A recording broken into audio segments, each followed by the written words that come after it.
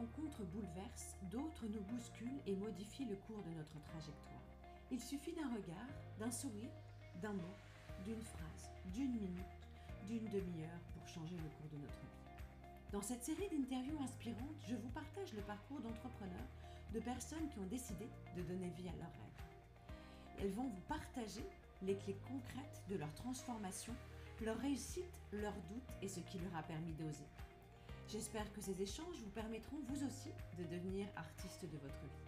Je suis Anne-Sylvie Dutry, formatrice et coach en prise de parole en public, créatrice du podcast et du programme Deviens artiste de ta vie, afin de retrouver confiance en vous et développer votre leadership pour entreprendre votre vie. Bienvenue dans ce nouvel épisode des Rencontres insolites. Assumer sa différence n'est pas chose aisée lorsque l'on vit dans un monde hyper normé. Mon invitée du jour est une femme pétillante, drôle, pleine d'énergie. Après s'être mise à nu dans son one-woman show, Sauvage, elle décide de se reconnecter à ce qui vibre en elle depuis son plus jeune âge, sa connexion avec l'invisible. Coach, artiste, chamane, fondatrice du mouvement des révélateurs, mon invitée est une femme passionnée, épicurienne, adepte de la Dolce Vita, qui assume toutes ses facettes de femme, audacieuse. Elle manifeste sa réussite et accompagne ses clients à en faire de même. Son mantra, mon cerveau crée des projets, ma conscience vibratoire des miracles. J'ai l'immense plaisir d'accueillir une femme accomplie. Je vous présente Karina Fejoero. Bonjour Karina. Salut Anne-Sylvie, quelle belle introduction, merci beaucoup. Je suis très honorée d'être dans ce podcast. Être artiste de sa vie, ça, évidemment que ça me parle beaucoup. Donc bravo pour ce que tu fais, ce que tu proposes. Déjà, je voulais introduire les choses comme ça me paraît tellement important de le faire. Voilà. Merci en tout cas d'avoir accepté mon invitation. Alors, pour les personnes qui nous découvrent, les rencontres insolites, ce sont des interviews que j'ai initiées il y a maintenant 3 ans. Mon envie, c'était de créer du lien et de permettre à chacun de se dire, mais si les personnes que vous écoutez ont réussi à changer quelque chose dans leur vie, que ce soit un changement de carrière, une vie personnelle, professionnelle, amoureuse ou amicale, et c'est peut-être aussi possible pour vous. Donc, c'est mon intention, c'était de créer du lien et d'amener mon peps et mon énergie dans ces interviews. Et je suis vraiment ravie d'acquérir. Je suis vraiment ravie d'accueillir Karina parce qu'en fait, je pense aujourd'hui, tu incarnes, et on en voit de plus en plus, et ça, t'es tant mieux, quelqu'un qui incarne vraiment sa différence par rapport à qui tu es. Tu ne te caches plus. Il y a beaucoup de personnes aussi qui ont du mal à se dévoiler, à se montrer. Donc, on va, pendant ce temps, partager ensemble ton histoire, ton parcours. Et ce que j'aimerais pour démarrer, Karina, c'est que tu me dises, j'en ai un petit peu parlé dans mon introduction, mais enfant, quelle petite fille étais-tu et quel rêve, grand rêve avais-tu à l'époque? Alors j'étais une petite fille assez sauvage et en même temps assez sociable. Et c'est là où j'ai commencé à concilier et ces deux parts de moi. On a souvent une forme de dualité en nous et on peut être à la fois sauvage et sociable. Et en fait, quand je dis sauvage, c'est qu'en fait j'étais surtout, comme je pense beaucoup d'enfants finalement, quand on vit, quand on est enfant, on peut marcher pieds nus, on peut gratter de la terre, on est proche de la nature et avec aussi, un regard particulier, sur les éléments. Je suis une femme très sensuelle et petite, je l'étais déjà, je pense. C'est-à-dire que je ressens, le vent sur ma peau, et j'ai des souvenirs comme ça très forts, de ce genre d'émotions. Et sauvage aussi parce que j'avais vraiment des moments où fallait me laisser tranquille, dans mon petit coin, de rêveuse parce que je suis la fondatrice des Révélateurs et il y a vraiment ce mot de rêve qui est très important pour moi. Et puis, sociable parce qu'en même temps, j'aime la vie, j'aime les gens, être avec eux, j'adore faire la fête, oui, la Dolce Vita, ça me parle beaucoup et j'ai besoin d'être en contact avec les autres aussi, pour me nourrir, vraiment des relations, quoi, voilà. Donc petite, j'étais ça et en même temps avec une très grande conscience très, très jeune, que ce que j'étais en train de vivre, parce que j'ai quand même eu une enfance pas facile, c'était, déjà que ce qu'on me racontait, c'était pas vrai. Par exemple que, moi j'ai toujours cru en la réincarnation, donc je suis née avec ça et du coup, ça a fait que quand, j'ai une éducation, catholique et bah, la vie éternelle et cetera, pour moi, ça résonnait pas vrai. Je sentais que mon âme, elle avait déjà vécu d'autres histoires avant et qu'en fait, bah, cette affaire-là que j'étais en train de vivre avec mes parents, par exemple, c'était, un passage, que bah, presque que mon âme avait choisi et j'ai une vision très claire dans ma tête à l'âge de 9 ans où je me dis: «Bon, d'abord ce que je vivais, c'était pas «normal» entre guillemets par rapport à la violence que j'ai subie et en même temps en me disant: «Bah, tu es plus grande que ça, donc tu vas y arriver», quoi, voilà. Donc je suis née avec, aussi une certaine forme de colère, qui a toujours été une énergie en moi, à sublimer, donc et à transcender et la danse, donc ça a été mon allié. La danse m'a toujours beaucoup aidée à transformer mes émotions, en fait, en énergie et en grâce, quoi, voilà. Donc c'est ça. Merci Karina. Alors justement, ça ne doit pas être évident, comme tu dis, et c'est ce que je précisais dans mon introduction, quand on essaye de nous mettre dans des cases, dans une norme. Moi, j'interviens aussi auprès d'étudiants et je leur dis ce qui est le plus important, c'est de capitaliser sur votre différence. Et c'est ce que tu t'es évertué, j'allais dire, à faire en t'épanouissant aujourd'hui avec tes projets et ce qui te tient vraiment à cœur. Alors justement, pour toi, cette notion de devenir artiste de sa vie, ça a commencé, donc déjà là, tu te sentais différent et tu as utilisé cette colère pour en faire quelque chose de plus grand, de plus fort. C'était quoi les premiers éléments qui t'ont permis de te dire, j'ai un rêve et quoi qu'il se passe, je vais tout faire pour aller au bout. Bah, déjà, enfin, mon rêve de petite fille, c'était d'aller sur scène et en fait, j'allais déjà un peu sur scène, mais sans vraiment, me dire que je pouvais, enfin, à chaque fois que je voulais tenir le premier rôle, bah, ça me passait sous le nez. Et donc, à un moment donné, en fait, je me suis dit, ben, enfin, c'est arrivé bien plus tard parce que avant d'être vraiment, cette femme qui monte sur scène et qui crée ses spectacles et du coup qui s'octroie le premier rôle puisque je suis seule en scène, donc plein de rôles même justement. Avant de ça, bah, j'ai été dans le moule, quoi. Je veux dire, moi, j'ai grandi, dans une famille de restaurateurs, d'entrepreneurs, mais on travaillait dur. Moi, je commençais à travailler, j'avais 12 ans, donc le rêve, il est passé d'abord par la sueur, par le travail. Et ensuite, j'ai fait des études de commerce. Donc, j'ai mis complètement, de côté justement ma part artistique pour me conformer, à l'idéal et au rêve que j'avais à l'époque, qui était celui de fonder un foyer, d'avoir une famille, d'être une femme cadre. Je mets des guillemets parce que pour moi, c'était presque le Graal que d'obtenir ce statut de cadre et surtout de faire enfin, des études pas trop longues qui me permettent de partir très vite de chez mes parents. Donc ça, c'était mon rêve, on va dire, d'adolescente qui voulait s'émanciper, d'une pression familiale. Et en quelque sorte, je l'ai tout à fait, réussi ce rêve finalement. Puisque à 24 ans, bah, je suis devenue cadre dans une grosse agence de communication, alors que j'étais pas à la base, comment dire? J'ai pas fait des études de communication, j'ai fait des études de commerce. Seulement, il y a une habilité, on va dire naturelle chez nous que parfois on n'a pas forcément conscience, mais il se trouve que j'ai des habiletés en communication et du coup, bah, de fil en aiguille, j'en suis arrivée à être dans cette agence pendant 8 ans et dans laquelle j'ai beaucoup appris, sur moi et puis aussi je me suis approchée finalement petit à petit, on va dire, des métiers créatifs qui sont payés et là, ça a ouvert petit à petit cette porte en disant: «Bah, tu es artiste, reconnais-le déjà» et donc ça a été un peu long pour moi, en tout cas, je trouvais que c'était un peu long, mais bon, du coup, à 28 ans, j'ai ouvert, les portes d'un théâtre, d'impro, vraiment, après justement une période très difficile où j'ai été licenciée, donc il a fallu mettre un peu un coup de pied aux fesses. La vie, m'a mis une fessée, comme je dis. C'était la comme je dis, c'est comme une fessée qu'on attend qui claque, enfin, ça claque comme une fessée qu'on attend sans l'avouer. Voilà. Ça m'a fait un peu cet effet-là. Quelque part, je l'attendais, la fessée, pour me dire, mais en fait, finalement, cette période de ta vie, elle est finie. Oui, tu as eu ton enfant, tu es en couple, bon voilà. Et puis après, bon, derrière, tout a explosé en vol. Mais ça, c'est la vie, c'est normal. Quand on décide de prendre, justement, de considérer sa vie comme un chef-d'œuvre. Moi, je considère ma vie comme un chef-d'œuvre d'amour. Donc voilà, c'est vraiment me dire, bah, chaque jour, comment je fais pour, la placer dans ce niveau-là d'intention, quoi. Et bah, Et souvent, vas-y.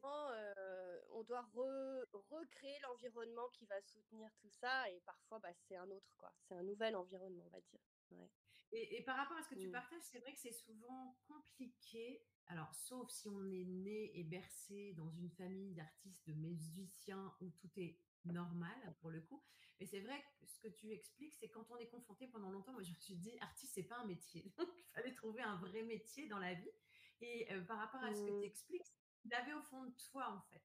Et quel que soit le Mmh. projet, peut-être pour les personnes qui nous écoutent, quand il y a des choses qui nous font vibrer, tellement fort et quand on a des retours où les gens te disent mais pourquoi tu veux faire ça ou c'est pas comme ça que tu vas gagner ta vie ou en fait c'est ça ce monde hyper normé dans lequel on est, c'est qu'on doit répondre à toutes des injonctions alors qu'en fait au fond de notre cœur on a juste envie d'être, pas d'avoir, juste d'être.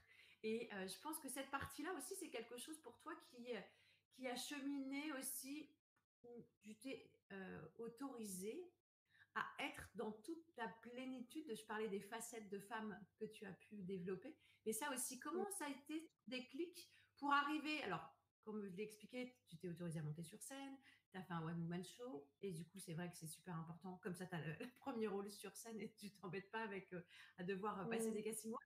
Comment tu as réussi, toi, parce que je pense que tout ce côté invisible a commencé à prendre de plus en plus de place, puisque tu t'es Mmh. autorisée à laisser cette place. Comment c'était quoi ton cheminement, justement pour incarner pleinement la femme que tu es aujourd'hui et qui est encore en évolution permanente? Ah là là, bah, c'est un cheminement comme tu dis, dans l'invisible déjà, c'est-à-dire que dans l'invisible, il y a quelque chose en nous qui pousse très fort. Quand je dis l'invisible, c'est que c'est comme des sensations qu'on ressent, une frustration. La frustration pour moi, c'est un signal d'alarme qu'il y a quelque chose d'important pour nous et qui n'est pas, réalisé. Et donc, mon premier travail important, ça a été de reconnaître mes émotions. Et pour ça, bah, j'ai fait, 13 ans de psychanalyse. Donc toutes les semaines, pendant 13 ans. Donc justement la part dès que j'ai commencé à travailler, on va dire en CDI, donc j'avais 20 ans, jusqu'à justement la fin du CDI, des CDI que j'ai eu 2 3 CDI, et ben, j'ai investi chez une psy parce que j'avais besoin de verbaliser les choses.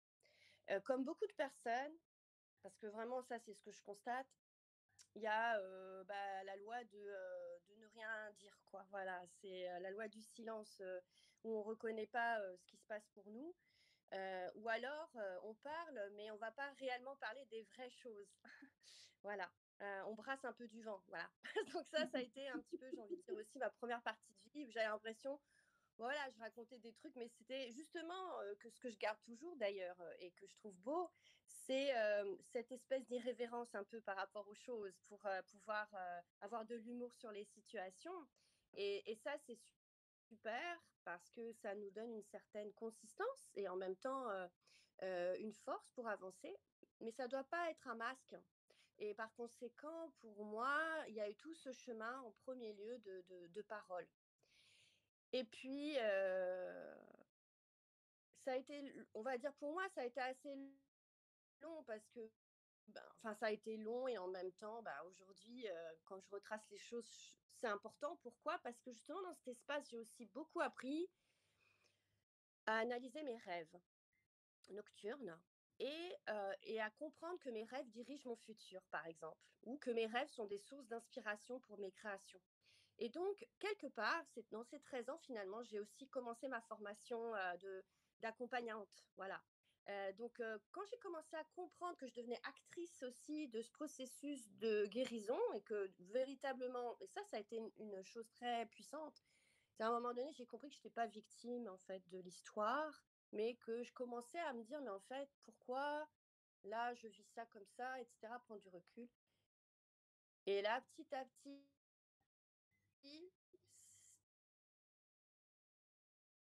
il y a eu comme un flot de créativité. Je voulais tout faire, quoi. C'est-à-dire que je commençais à me dire, bah tiens, je vais créer, je sais pas moi, une cabane pour les enfants. Après, je voulais créer un journal pour les enfants. Après, j'ai eu 14 milliards de projets d'entrepreneurs. Ça a été une période à fond, etc. Et puis après, je sentais en fait que la mettre en pratique, c'était pas celle-là. C'était pas celle-là. Jusqu'à ce qu'au final, euh, bah, je revienne à ma source qui est celle, certainement, de plutôt créer à partir des sketchs et des choses drôles à partir de mon histoire, mais aussi de ce que je vois autour de moi. Et de lui donner de l'importance, on va dire. Mais aussi parce que j'ai eu des alliés pour ça, et c'est très important d'avoir des alliés sur notre parcours. Voilà. Merci Je pense que, Karina. bon, puis après, pardon, après j'ai fait moult thérapies, des formations aussi d'art thérapeute, de coach par l'art, de clown. Enfin, je sais pas, j'ai tout essayé hein, en termes de thérapie, tellement j'avais soif d'apprendre aussi et d'expérimenter. Et après, ça m'a aidé à ouvrir justement toutes ces facettes dont tu parles et à les accueillir. Parce qu'en fait, j'avais quand même, comme beaucoup de personnes, le syndrome de la perfection. Hein. Il ne fallait pas montrer telle faille. Et même sur scène, par exemple, je me souviens que mon tout premier metteur en scène, avec lequel j'ai travaillé quand même un petit moment et que j'ai beaucoup, voilà, j'ai beaucoup apprécié travailler avec lui, c'est Francisco Cunha. Eh bien, je me souviens, il me disait, premièrement, ne va pas en force, parce que c'est vrai que quand tu pars avec une énergie comme la mienne, qui a un fond derrière de frustration, bah du coup, tu as ta voix, tu vois, toi qui es coach en prise de parole, tu as ta voix qui est super puissante, puis j'ai une voix très puissante et tout, mais j'ai tout découvert d'un bloc, c'est sorti comme ça d'un coup. Et là, j'étais moi-même, j'étais à côté de moi-même, je dis, waouh, mais d'où vient cette voix, c'est incroyable, etc. Et après, j'ai dit, qui est cette femme-là qui sort. Et aussi, il me disait, et aussi ce que j'avais moi-même éprouvé, c'était que finalement, c'était pas OK pour moi de montrer ma vulnérabilité sur scène. Genre, je voulais juste être drôle. Et à ce moment-là, je me suis rendu compte que vraiment, cette façade-là de la femme parfaite, c'était un boulet, quoi. Voilà. C'était un vrai boulet.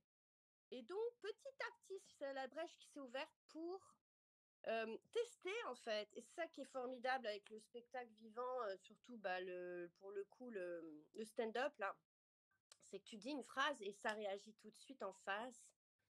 Et finalement, c'est un dialogue entre soi et soi, parce que l'autre, c'est soi, en gros. Et aussi, ce qui est drôle, c'est que souvent, tu crois que tu vas faire rire à ce moment-là, parce que tu te dis, bah, je mets l'intention qu'il faut, y a de la puissance dans ce que je raconte et tout. Et en fait, c'est justement quand il y a la gaffe ou quand il y a la faille que là, les gens ils rient. Parce qu'on peut s'identifier aux anti-héros plus facilement. Et voilà. Donc tout ce chemin m'a aidé à finalement mettre tellement de lumière et d'amour sur bah, les parts plus d'ombre que je peux avoir et à considérer qu'elles font vraiment partie de la beauté du chef-d'œuvre d'amour en question. Quoi, voilà. Et ça m'a énormément aussi aidé dans ma vie de amoureuse, etc. Quoi. Voilà. Mm. Merci Karina. Alors c'est vrai qu'incarner qui l'on est, c'est pas quelque chose de simple dans ce que tu partages. Et je pense aussi qu'il y a toute cette partie de s'autoriser à déjà identifier ce qu'on veut, parce que c'est pas toujours simple, et aussi de Mm. manifester les choses. Et en fait, on a tous cette capacité. En fait, le problématique, c'est qu'on se rend pas compte qu'on attire à soi je parlais d'être plutôt que d'avoir, et c'est exactement ça. Si je suis pas dans une bonne énergie, tu parles énormément d'émotions, et on n'apprend pas les émotions. À l'école, on n'apprend pas la bienveillance, on n'apprend pas à expliquer son propre besoin. Donc ça, c'est vrai que c'est quelque chose de complexe. Dans tout ton parcours aujourd'hui, si tu avais 3 clés à nous partager Mm. sur ce qui a permis soit un passage à l'action ou un déclic ou une réelle prise de conscience, ce serait quoi tes 3 clés, Karina? Alors la toute première qui me vient tout de suite, c'est s'autoriser l'échec. Parce que ce qui m'a souvent figée sur place, c'est la peur de l'échec. Parce qu'en fait, voilà, j'ai grandi avec un père très, très autoritaire et une maman aussi d'ailleurs, et donc il était hors de question de faire le D'échouer. moindre faux pas. Donc, voilà. Donc, du coup, voilà, c'était vraiment, bah non, mais il fallait que du coup, deuxième chose, parce que parfois se dire, enfin, on n'a pas forcément conscience qu'on a peur de l'échec ou qu'on ne se l'autorise pas. Donc, le deuxième truc que je me dis, tiens, là, j'ai peur, c'est le résultat. C'est-à-dire que on se dit, comment le donner ça, comment le dire facilement. Oui, souvent c'est en fait, je suis pas sûre du résultat, alors j'y vais pas. Voilà. Mais non, mais évidemment qu'on n'est pas sûr du résultat parce qu'en fait, plus on soutient l'énergie de notre créativité, et on lui donne de la valeur et on la soutient aussi en parlant autour de nous, en trouvant les alliés qui vont nous aider. Par exemple, moi, c'était des metteurs en scène et puis après, ça a été des réalisateurs et puis après, ça a été plein de personnes, des amitiés aussi que j'ai depuis longtemps. Plus, en fait, on se dit, bah oui, tiens, le résultat, ce que ça donne, il est perfectible, quoi, en chemin. Donc vraiment, quand on sort vraiment de se dire: «Bah, en fait, c'est quoi le résultat si j'ai pas de résultat?» Bah, ouais, bah, si tu as pas de résultat, au moins tu auras fait le travail. Parce qu'en fait, troisième chose pour moi qui est importante et là, c'est plus sur plus sur la durée, c'est que, c'est la vie, c'est des paliers, en fait. Pour moi, c'est comme un jeu de Mario Bros, quoi. Tu fais le niveau 1, puis ça t'arrive, c'est assez facile. Tu dis: «Ah ouais, one again, la life, elle est trop facile et tout», puis après tu te retrouves d'un seul coup avec plein d'ennemis, de boulettes, machin. Là, tu commences à activer vraiment bah, justement ta force de caractère et ta dose aussi d'agressivité. Et j'ai envie de dire, mon point aujourd'hui sur lequel je travaille beaucoup, qui me semble très important, mon spectacle s'appelle Sois sauvage. Et il y a vraiment une notion qui me semble super importante, c'est de pas considérer son, son système, on va dire, instinctif qui nous amène à avoir une certaine forme d'agressivité, qui n'est pas de la violence, mais qui est vraiment de ressentir que toute création part d'un élan d'agression, d'agressivité, pas agression, mais d'agressivité, c'est-à-dire d'énergie qui a envie de se sortir d'une situation pour vivre autre chose. Et d'ailleurs, je fais un parallèle avec l'accouchement. Quand on a accouché, on va chercher son soi sauvage, quoi. Je veux dire, toutes les femmes, ou même les hommes qui accompagnent leurs femmes, on sait qu'à cet endroit-là, voilà, c'est ça qui demande à être activé, en fait.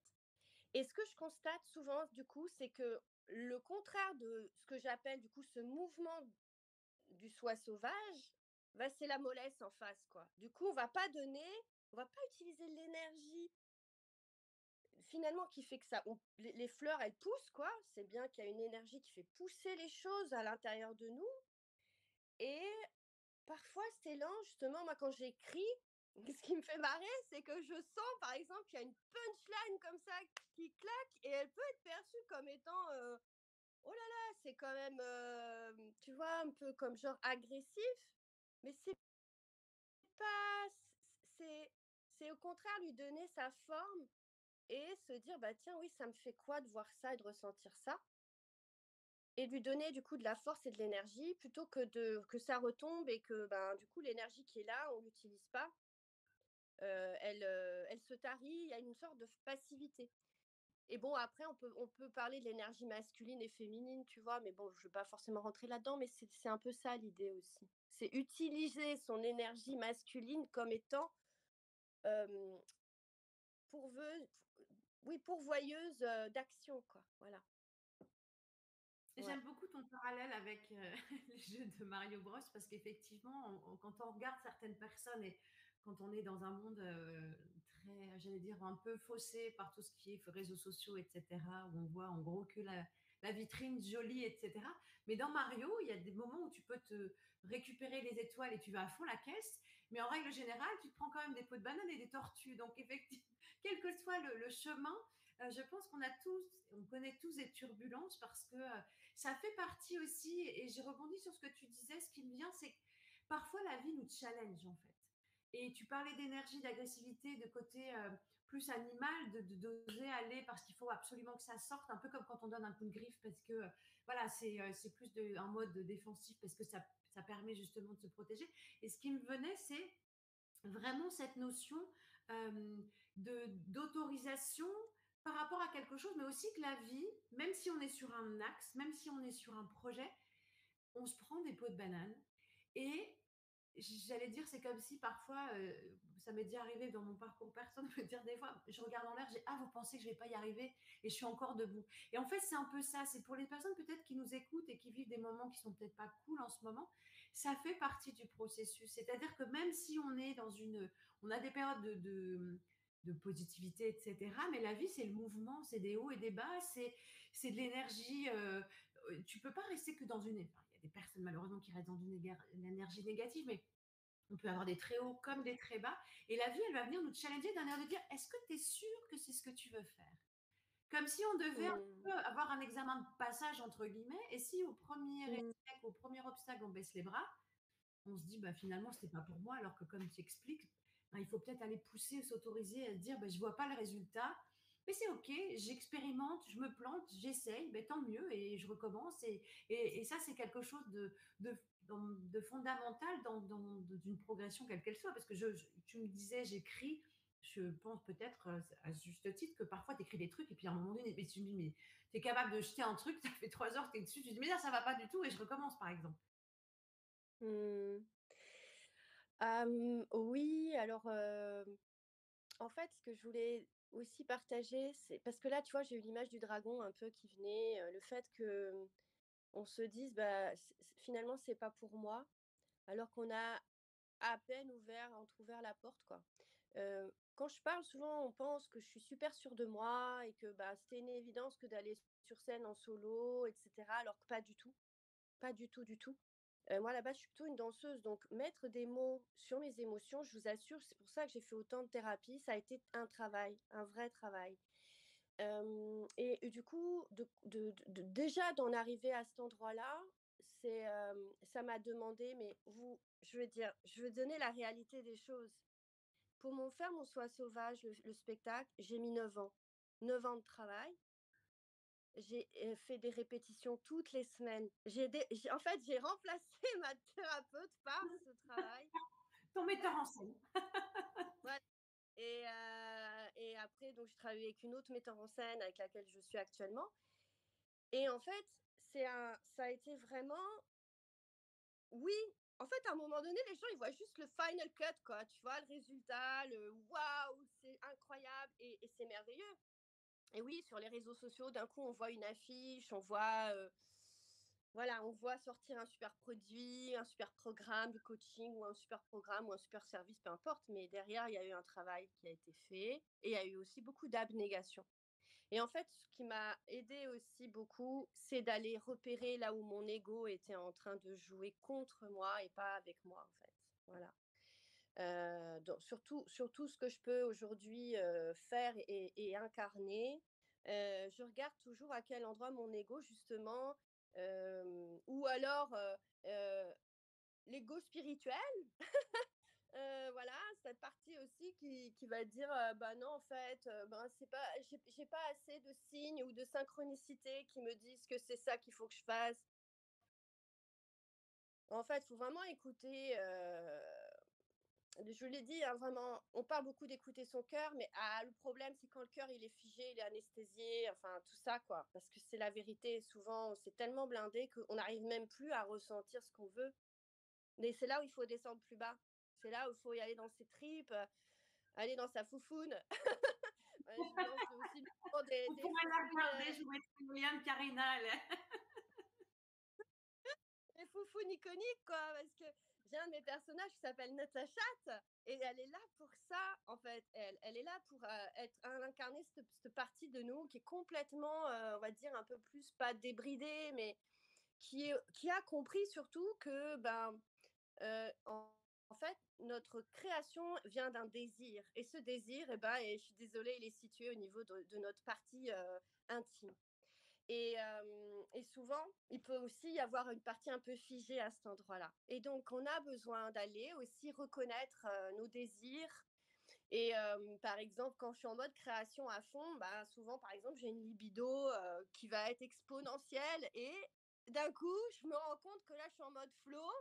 Et d'un coup, je me dis, OK, bon, alors, très bien, on va se calmer. Enfin, c'est pas qu'on va se calmer, on va canaliser la chose pour faire en sorte de ressentir en fait cette espèce de truc hyper créatif, hyper magnétique et de voir, waouh, ok, alors là ça me donne plus d'audace, comment j'écris avec ça ou comment je crée quelque chose, peu importe, ça peut être un tableau, ça peut être une danse, ça peut être tout ce qu'on veut, une chanson, peu importe.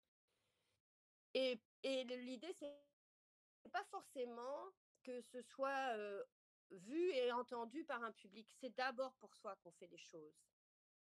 Je veux dire, les choses les plus intimes et les plus puissantes que j'ai écrites dans mon spectacle, au départ, je ne pensais pas du tout les mettre. C'est arrivé comme à la fin, une ponctuation.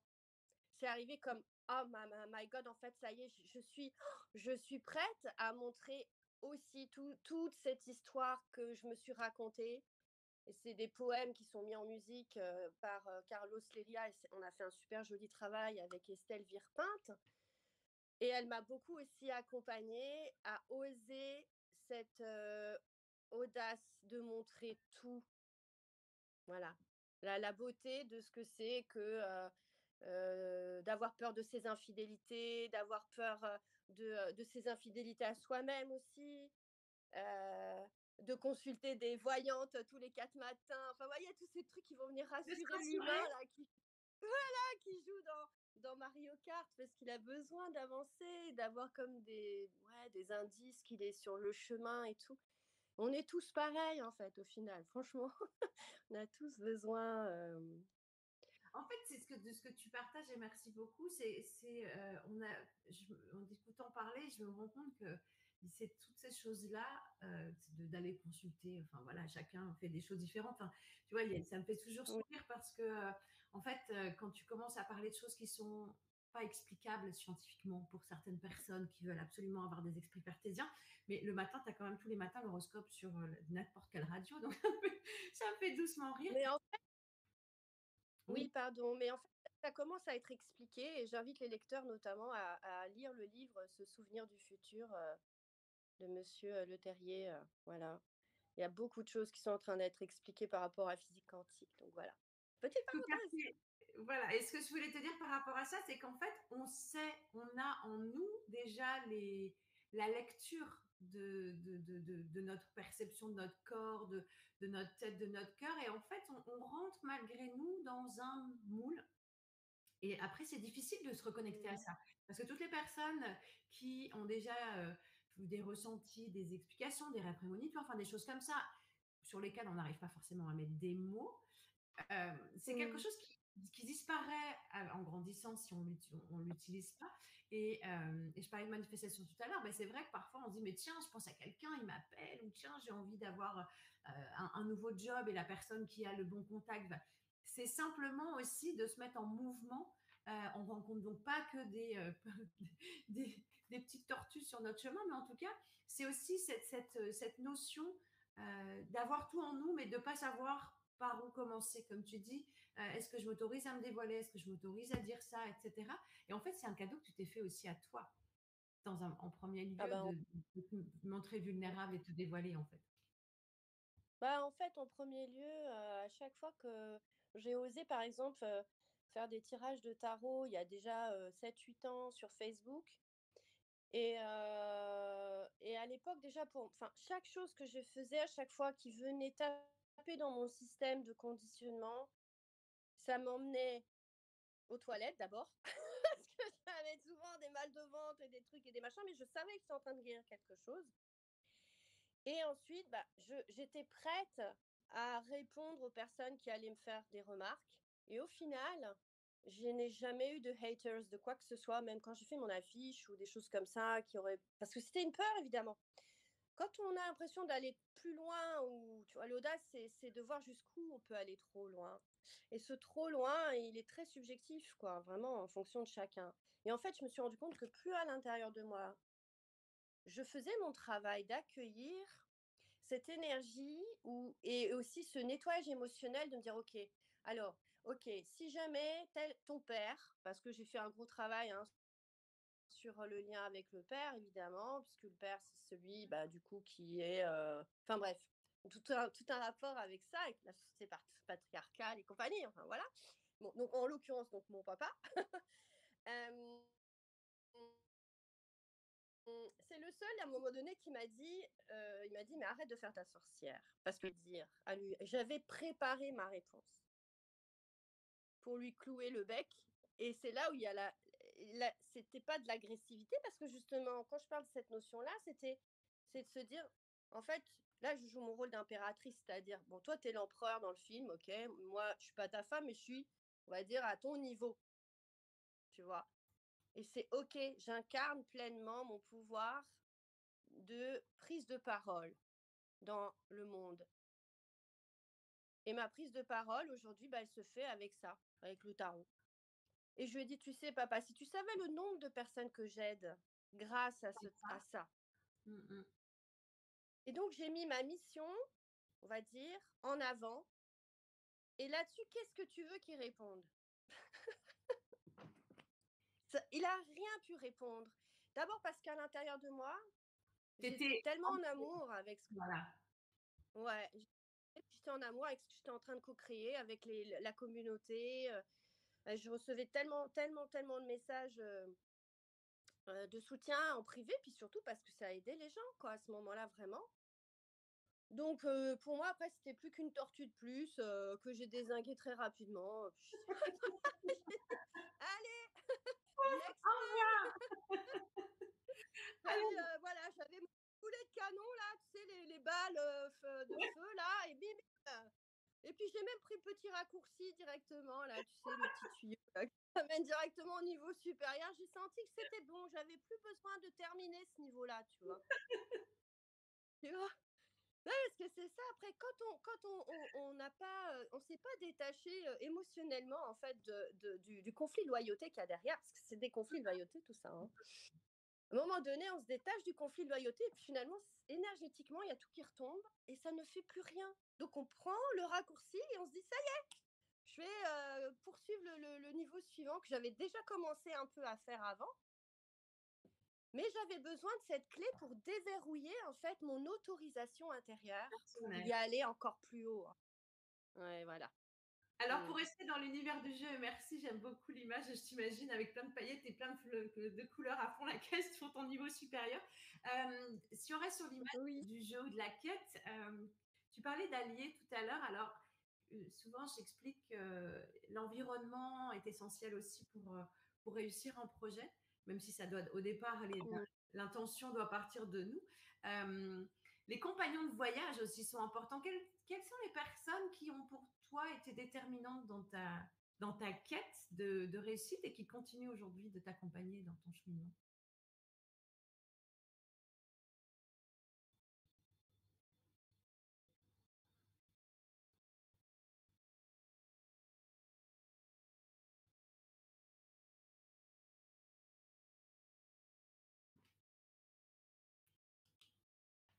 Est-ce que tu m'entends? Je crois que je t'ai perdu, mais je suis pas sûre.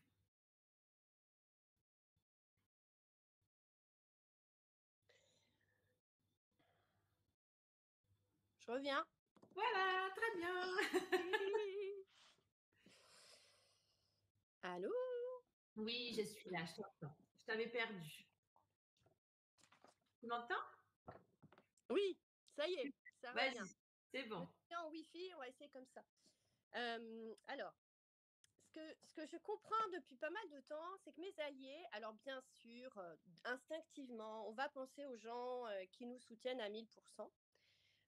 Et en fait, bah, les gens qui me soutenaient à 1000% dans ma voie, on va dire justement d'émancipation et d'artiste et aussi du coup de ce que je fais, c'est-à-dire, mentor spirituel, J'accompagne aussi avec des soins énergétiques qui sont en ligne, les rituels, voilà, des choses comme ça qui peuvent paraître complètement out of the space.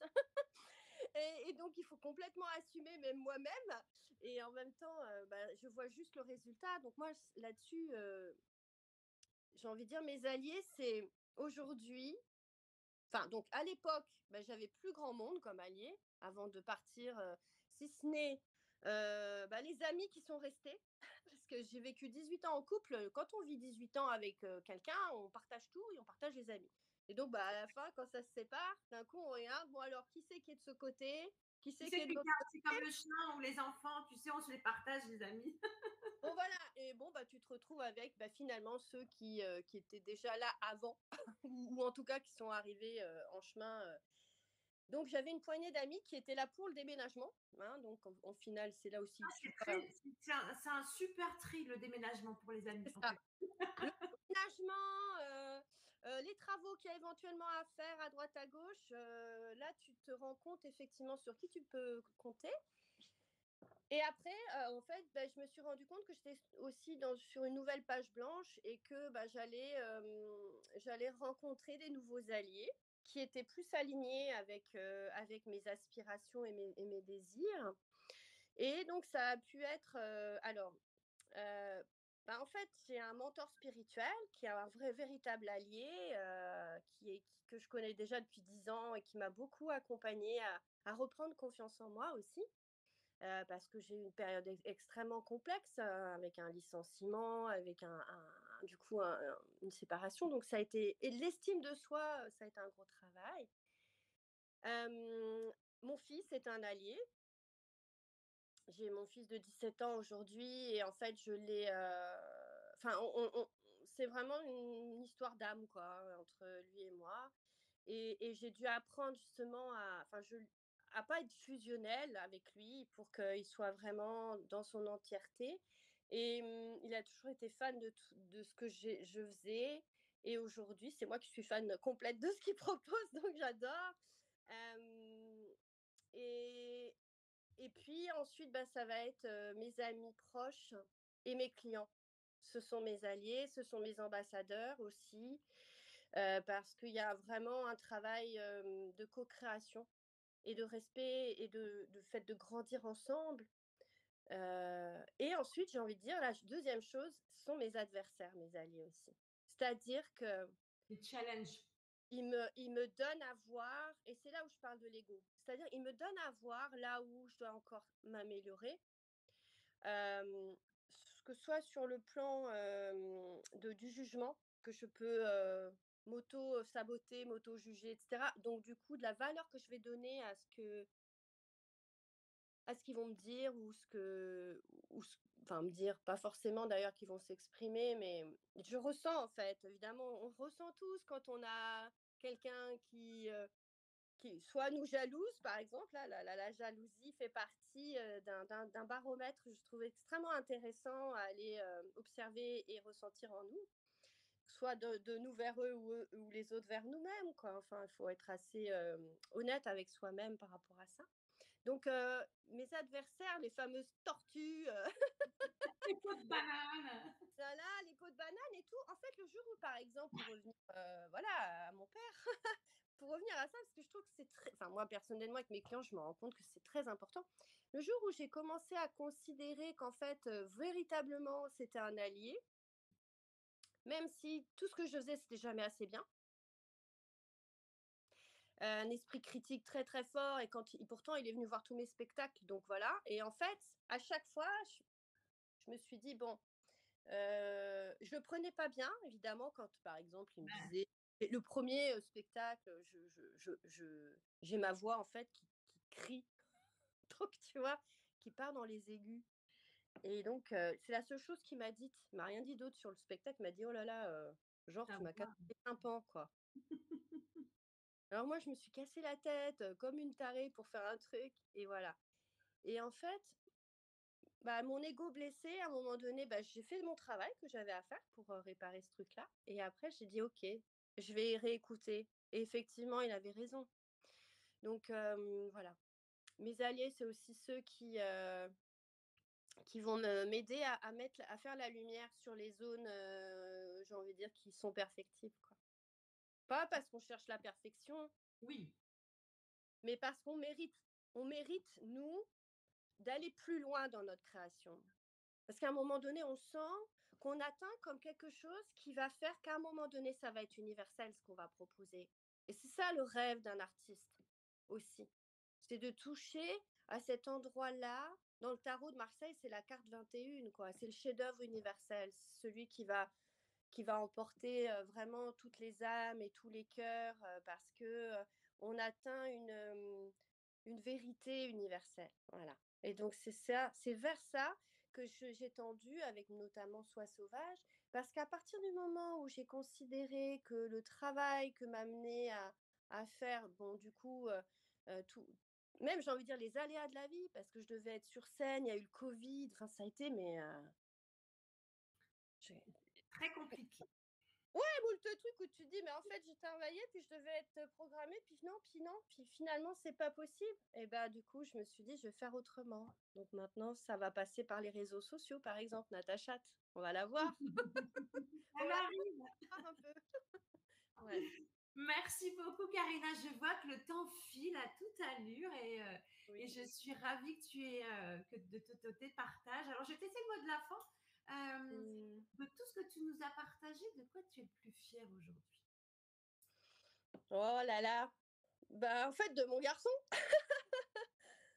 Non, en fait, ça, c'est, on va dire, la forme qu'on voit. Mais en fait, je suis surtout fière de cette capacité de résilience que je peux avoir et qui donne à voir une certaine forme de beauté du monde. Voilà. Mm, c'est ça. Mhm. Merci beaucoup, merci infiniment d'avoir accepté mon invitation, d'avoir pris le temps de te prêter au jeu de cette interview. J'ai passé un très bon moment, je garderai l'image de Mario et surtout de toi dans ton petit Mhm. cœur étoilé qui passe les niveaux supérieurs. Donc Mhm. merci infiniment. Vous retrouverez, je vous mettrai toutes les informations pour découvrir l'univers de Karina qui est juste excentrique et explosif. Voilà, donc merci en tout cas. Je te fais plein de bisous. Je te souhaite une Tant excellente pis. journée et je te dis à très vite. Merci à toi et belle journée ou belle soirée, belle nuit à nos auditeurs. Merci. Merci. Merci d'avoir écouté ce podcast. Si vous l'avez aimé, je vous invite à laisser un commentaire et à le partager autour de vous. Peut-être que ça va aider d'autres personnes à être inspirées et à devenir également artistes de leur vie. Je vous souhaite une excellente journée et je vous dis à très bientôt.